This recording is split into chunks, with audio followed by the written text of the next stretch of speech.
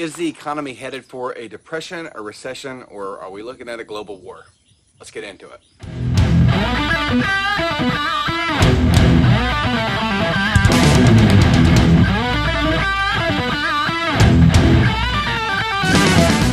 Okay, so first thing first, let's talk about the GDP, and let's talk about what exactly is the GDP and why I think it's effectively worthless. Okay, so the GDP, there's two ways to calculate GDP, but it's the gross domestic product, the reason I find it worthless, I'll just break this down. Let's talk about how we calculate this. There's two ways.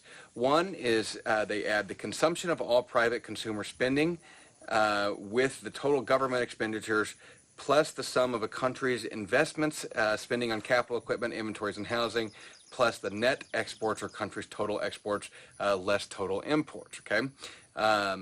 The other one is that they added total national income, plus sales tax, plus depreciation, plus net foreign factor income, okay? So I guess that would be the same thing as the index. Okay. So there's these two different types of GDP. So really what these are all saying is they're saying the same thing. The economy is declining, right? And the way that they're calculating the economy declining is they're calculating how much money we spend versus how much money we make versus how much money we get through exporting, so other countries spending with us, minus what we're importing, right? And so that's how this is all calculated. No matter which way we want to toss this in here, which definitions we want to use, that's effectively how this is all calculated. There's nuances and complexities in it, but that's the nut and bolts of it, right? Okay, so somebody had posted earlier that there's a difference between a negative GDP and a declining GDP, and a recession is two consecutives of negative GDP, and I was wrong because I put declining. Okay. Stop right there and realize that when you have four things that are basically addition products and only one of them can be negative, it would be very unlikely that that number is ever going to be negative. That number is declining, right? So it's declining from what it was last time. We expected a 1.1 increase over the last GDP. From the last quarter, we ended up with a 1.6 decrease, 1.6% decrease. So we are in decline for the first quarter, right? We've been calling that. We've been talking about that. The first quarter of this year was in decline. Second quarter will be out in a few months, but first quarter is in decline. Okay, so if this quarter is in decline, then we are in a recession, technically, right? But here's the problem with GDP, and this is why I don't like it.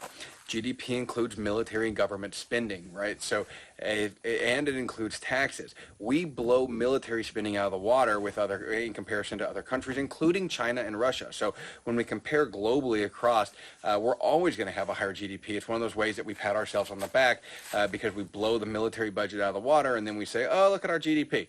And then we have all these social security programs and stuff like that a lot of, and now first world nations, a lot of other first world nations have it, but poor nations, BRICS nations, stuff like that, a lot of them don't have all these things, or not nearly to the extent that we do.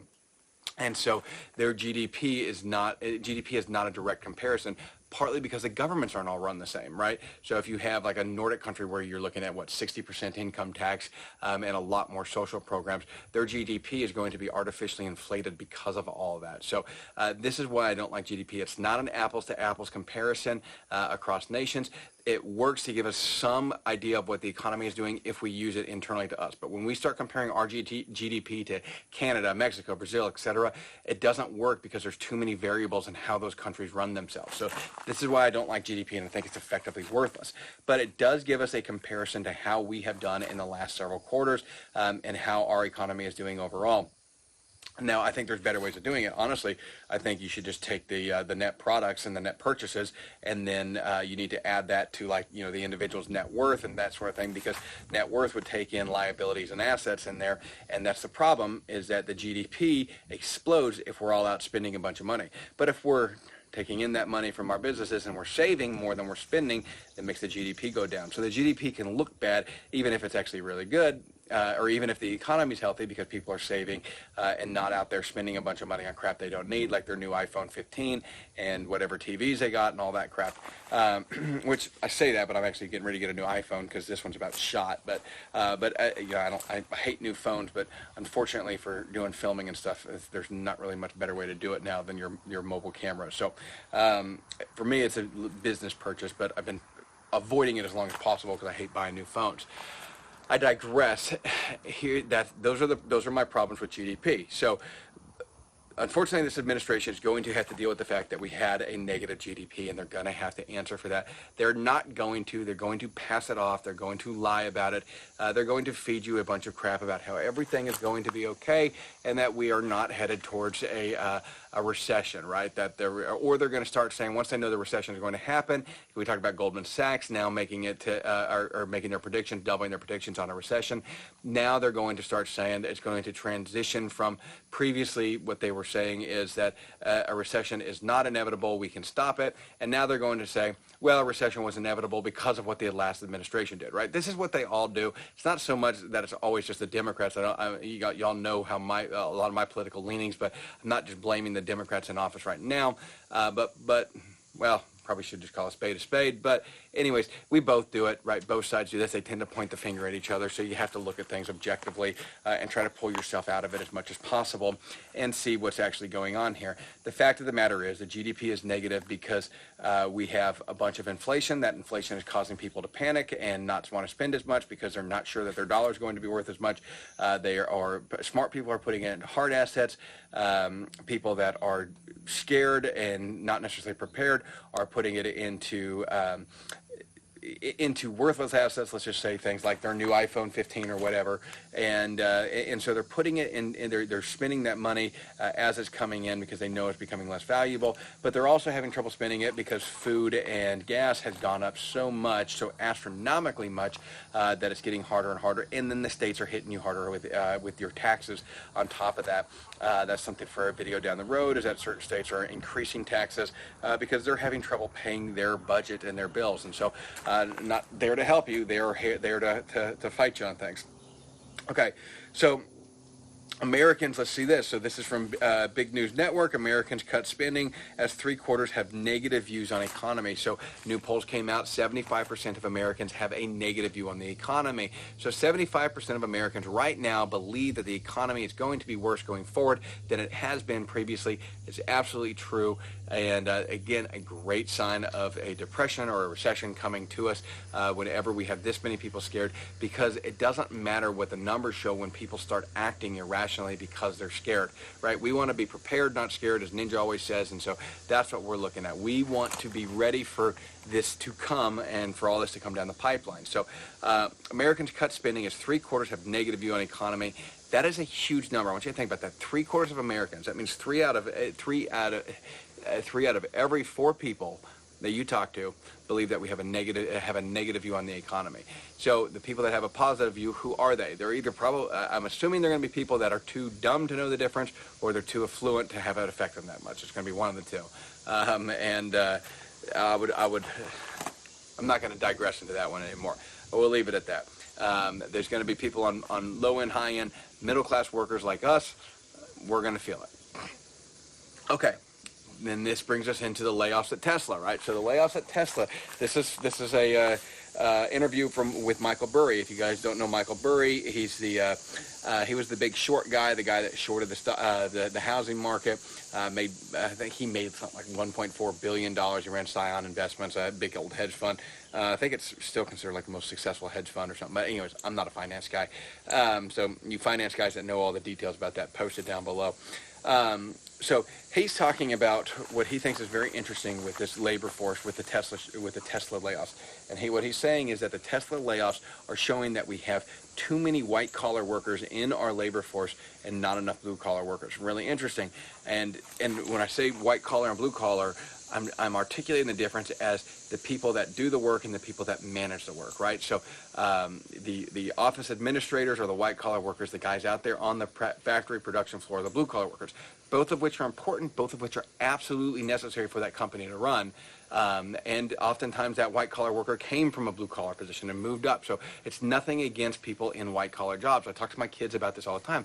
Nothing wrong with working either one of those. Do whichever one makes you happy. But the fact of the matter is right now we have too many white-collar workers because too many people went to college to get their degree in lesbian dance theory, and now they don't have any actual successful skills to apply to the market. They want to be able to get out of college making $60,000 a year, and they have no skill set to do so. I actually made the same mistake when I got out of college. So I got out of college, I had a short break in service before I went on active duty, and I was looking for a job. I had a criminal justice degree. It was the most worthless degree that I could possibly get. I will absolutely not let my kids go to college to get a degree like that. They will get a STEM degree some sort, or they will not be going to college with my blessing. So, you get a STEM degree that's actually worthwhile. I went to college because I had a worthless degree. I got out and I thought that I was owed a job. I thought that I was entitled to a job because I had that degree. I found out very, very quickly that you're not. I went and worked for a tree trimming company because I couldn't find a job doing anything else, and I learned a ton at that tree trimming company. Actually, I learned how to weld there. I learned how to drive I'd been driving trucks for a long time, but I learned how to drive bigger trucks, big bucket trucks and stuff like that. It was a very, very good experience. Went in the Army, and now I work all blue-collar jobs now. That's all I do is inspections all day long, and this is what I enjoy. And that's fine for me, and it may not be fine for you, and that's totally okay. You can do whatever it is that you want to do. But the fact is that we have too many white-collar workers because on average you need, there's different numbers on it. Some numbers will say 1 management job to 5 actual working class jobs. Other numbers that you see like in the military where you have officers versus enlisted, their numbers show that you need 1 combat arms guy to 11 support guys. So take that number for what it's worth. That gives you kind of an idea of the potential that we have there, because right now we have a massive amount of people in the American economy and probably the global economy, but certainly in the American economy, that are working white-collar jobs that don't really need those jobs to be there, right? We don't really need that big labor force. We just found this out with Tesla. They laid off a bunch of people, and they weren't laying off the people that they absolutely needed to build those cars. They were laying off people that they didn't need. And we saw this recently with John Deere, right? When John Deere did their strike, now all the laborers went out, and they couldn't hold that strike off very long because what they did is they made all the white-collar jobs up top go down and start working the factory floors. And a lot of those guys were like, hell no, I'm not doing this. I've done this before. I've moved past this position. I don't want to do this anymore. A lot of them didn't know how to do it, and a lot of them just simply didn't want to do it. So there was a huge issue with that, and they found that they had a lot more support positions than what they probably needed. Luckily, they had them during that time frame. But as those workers came back in, they realized who were the important ones, and they negotiated the salaries because of that. Now, we're not going to get into labor union strikes and the politics of that. It's a whole different thing. That's just the facts of what actually happened, is that the labor union was able to, I think it was only about 3 weeks, was able to renegotiate their rates, get back in, and get back to work. John Deere's now selling tractors again, right? So that's where we run into these issues, is that we have way too many white-collar workers and not enough blue-collar, blue-class workers, right? And we're starting to see that more and more. The average age of a plumber right now in America is, I want to say, 42, okay? And the electricians are like 46. Farmers are the worst. The average age of a farmer is like 62 right now, okay? Wall Street considers any industry where the average age is over 35 to be an industry in decline. These are our workers in our labor force, and they are in decline, and these are skills that are absolutely essential. So do I think that you'll be able to make a lot more money in the future in those skill sets? Absolutely. I think trades long-term over the course of the next 20 or 30 years are going to be able to make a lot of money in well-run businesses. Now, that doesn't necessarily mean that the labor at the bottom end is going to be able to. It means the business owners and the people that are willing to go out there and entrepreneur a little bit and start up a team, maybe on another company, and open up branches and stuff like that. We're looking for people to open branches around Alabama with our company. Those people that want to take the risk and open those branches are going to be rewarded for doing so, and they're going to be able to get out there and yeah, they're going to eat ramen noodles and tuna fish for a little while, but they'll be able to get after it and be able to build something exceptional from it. And that's going to continue to happen as we go forward. So this is a long way around to get back to, okay, the recession is not only coming, it is already here. We already had the negative growth. We are already going to have more negative growth. And the fact of the matter is that inflation is here to stay. It is not going anywhere anytime soon. There is a reasonable argument that it will alleviate somewhat before the midterm elections, but there's not really any indication that it will, because or any huge indication that it will go anywhere in the long or in the short term, simply because the Fed cannot raise the rate enough to drive down inflation, right? Because they actually have to get the rate ahead of inflation. They can't raise the rate 14 percentage points and get it actually above what the actual inflation is. They maybe could get it to 10 and get in front of what they are claiming the inflation is. But everybody with the calculator knows that that's not the actual inflation rate. So that's the problem with them, is that they know they're lying about this, so they can't raise it that high. There's no way that they can do it, and so there's no way to get in front of inflation right now with this. Now, if they roll out the CBDC here in the future, that's going to make some changes on some things, because then it gives them 100% control of it. So we saw how China worked with when they rolled out their CBDC. They rolled out their CBDC by giving people a lottery and giving them some money. And letting them spend it. And if you're smart, you would have gone and spent that money on food and rent and stuff that they made you spend it on, and you would have taken your personal money that you were earning and buy gold, silver, cryptocurrency, stuff like that. But we're going to have something similar, I imagine, roll out here over the next few years. The government, unfortunately, in this case, is very, very slow, very inefficient, and just generally incompetent at rolling things like this out. So, right, we saw how they did it with healthcare.gov, right? That didn't work out very well. It just doesn't work. They're not very good at doing things like this because they don't have enough incentive, and this is why the private sector always kicks their ass at stuff like that. So we're not only heading towards a recession, we are in the recession now. They'll look back at the economists will look back in 6 months and they'll say, yeah, we're in a recession. Well, we've been in the recession. Inflation is here to stay. Inflation with recession, with these layoffs that we're seeing now from these big companies, is going to look a lot like stagflation, right? Stagflation being a stagnant economy, so a high unemployment rate and inflation at the same time, high inflation. And so we're going to be looking at substantial stagflation. Now, the last point to bring into this is what we talked about right at the beginning of the video, is the very last thing is the war. What is going to happen with this war? Now, China is going to invade, right? The reason they're going to invade is because they saw that Russia was able to invade, and they saw that nobody was really able to do or really willing to do anything about it. China is absolutely going to do that. It's not a matter of if, it's a matter of when. I don't know if it's going to be in the next week. I don't know if it's going to be in the next 2 years or 10 years or when.